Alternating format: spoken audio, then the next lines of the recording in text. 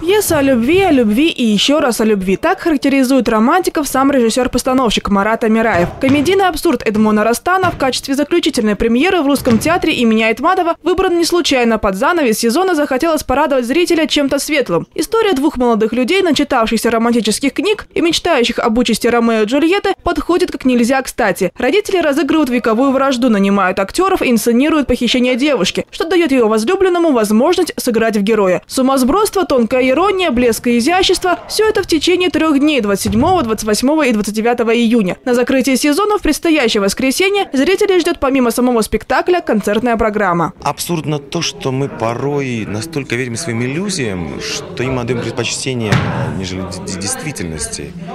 И вот поверив в свои фантазии, нам порой больно стукаться о то, что происходит на самом деле.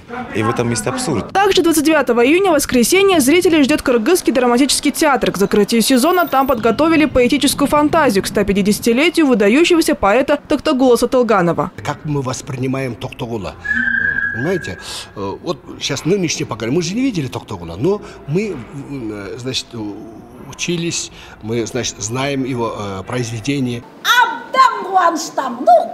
Не останутся без внимания и самые маленькие театралы. Сразу 2 премьерами их порадует Республиканский кукольный театр. И обе в один день, 6 июля. В 11 часов на русском, в 12 на кыргызском. Вместе со сказочными персонажами дети будут искать потерянные предметы, совершать открытия и разоблачать злодеев. К слову, по итогам прошлого года этот театр был признан одним из лучших в республике. Свыше 400 сыгранных спектаклей не только на собственной сцене, но и на импровизированных театральных подмостках в детских садах и школах. На русский спектакль дети, люди много приходят. А на кыргызском что-то еще не привыкали.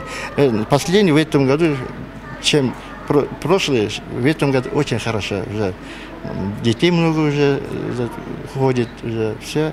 Пока привыкает уже. Со зрителями до осени попрощались уже многие столичные храмы культуры. Так, театр оперы и балета закрылся еще в середине июня. На прошлой неделе последний спектакль сыграли в театре юного зрителя имени Бакенко-Дыкеевой. Но это отнюдь не значит, что служители Мельпомены все лето будут прохлаждаться. В Тюзе уже с месяца репетирует «Маскарад» Лермонтова, премьера которого и откроет театральный сезон здесь. Пьесу обещают поставить на 2 языках – русском и кыргызском. Это вариант эксперимента, потому что ничего подобного здесь не делалось никогда. Это большая сложность для нас, потому что мы должны читать текст Лермонтова, его одну из самых известных пьес. Ну а в Русском театре драмы сезон откроется «Бесприданница» по одноименной пьесе Островского. Но будет это только осенью. А пока следует успеть под занавес насладиться блеском сыгранных иллюзий. Юлия Кулешова, Ярослав Калиновский, 5 канал.